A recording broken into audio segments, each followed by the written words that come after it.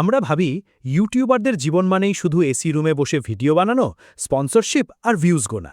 কিন্তু যখন একজন জনপ্রিয় কন্টেন্ট ক্রিয়েটর নিজের সেফ জোন ছেড়ে নিজের কেরিয়ার এবং জীবন বাজি রেখে একটা ভয়ঙ্কর সিস্টেমের বিরুদ্ধে প্রতিবাদে গর্জে ওঠেন, তখন পুরো সমাজকে নড়ে বসতে হয়। হ্যাঁ, কথা বলছি জনপ্রিয় ইউটিউবার রাহুল দেকে নিয়ে।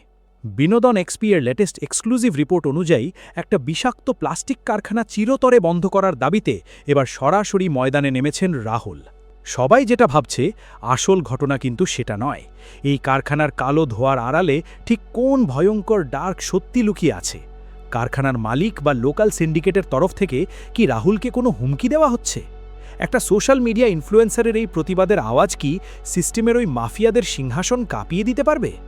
ভিডিওটা শেষ পর্যন্ত দেখুন, কারণ আজকের এই মেগা ডকুমেন্টারিতে আমরা এই প্লাস্টিক কারখানার ডার্ক রিয়ালিটি এবং রাহুলদের এই চরম লড়াইয়ের এমন এক ইনসাইড স্টোরি রিভিল করব যা আপনার গায়ের রক্ত হিম করে দেবে।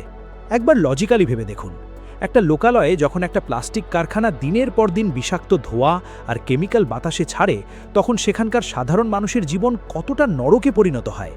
ক্যান্সার, শ্বাসকষ্ট আর হাজারো মারণ রোগে তিল তিল করে শেষ হচ্ছে এলাকার মানুষ। কিন্তু লোকাল প্রশাসন আর নেতারা চুপ কেন?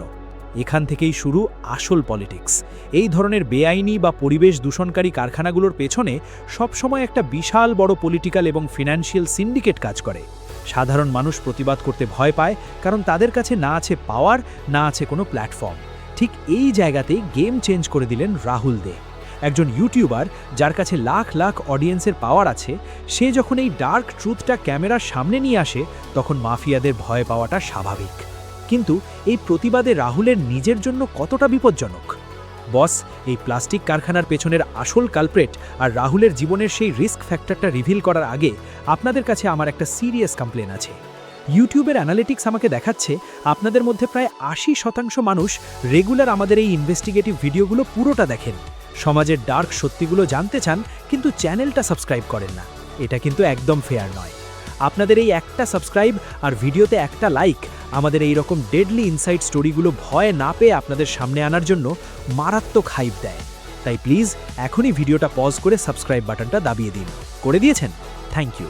চলুন এবার ফিরে যাই সেই সিন্ডিকেটের আসল খেলায়। মানুষের সাইকোলজি কতটা অদ্ভুত, তাই না? যে ছেলেটা শুধু এন্টারটেনমেন্ট ভিডিও বানালেই মাসের শেষে পকেটে টাকা ঢুকে যায়, সে কেন এই নোংরা কাদায় নামলো? রাহুল দে খুব ভালো করেই জানেন যে সিস্টেমের বিরুদ্ধে কথা বললে শুধু চ্যানেল হ্যাক বা ডিমনিটাইজ হওয়ার ভয় থাকে না, রিয়েল লাইফেও ফিজিক্যাল অ্যাটাকের ভয় থাকে। কিন্তু একজন ইনফ্লুয়েন্সার যখন বুঝতে পারে যে তার ওই সাবস্ক্রাইবার বা ফলোয়ার্সরাই আজ চরম বিপদে, তখন সে মুখ ঘুরিয়ে থাকতে পারে না। রাহুলের এই পদক্ষেপটা টলিউড এবং বাংলার বাকি সব ইউটিউবারদের গালে একটা বিরাট বড় চড়। যারা শুধু স্পন্সরশিপের লোভে বোবা হয়ে বসে থাকে, রাহুল তাদের দেখিয়ে দিলেন যে সোশ্যাল মিডিয়া পাওয়ারের আসল ব্যবহার কিভাবে করতে হয়।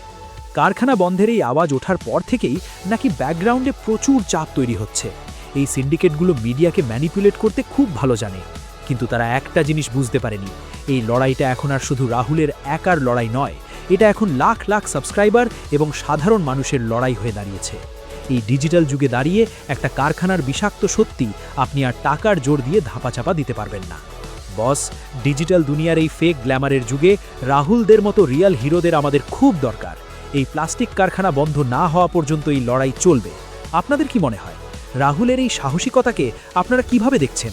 ওই প্লাস্টিক কারখানার মাফিয়া সিন্ডিকেট কি পারবে রাহুলের আওয়াজ বন্ধ করে দিতে? নিচে কমেন্ট করে আপনাদের লজিক্যাল মতামত অবশ্যই জানান। আমি প্রত্যেকটা কমেন্ট পড়ি। আর ভিডিওটি ইনফরমেটিভ লাগলে শেয়ার করুন। সমাজের এবং টলিউডের এই ডার্ক ট্রুথগুলো সবার আগে লজিক্যালি বুঝতে সাবস্ক্রাইব করুন বাংলা পালস। ভালো থাকবেন আর অন্যায়ের বিরুদ্ধে মুখ খুলতে ভয় পাবেন না।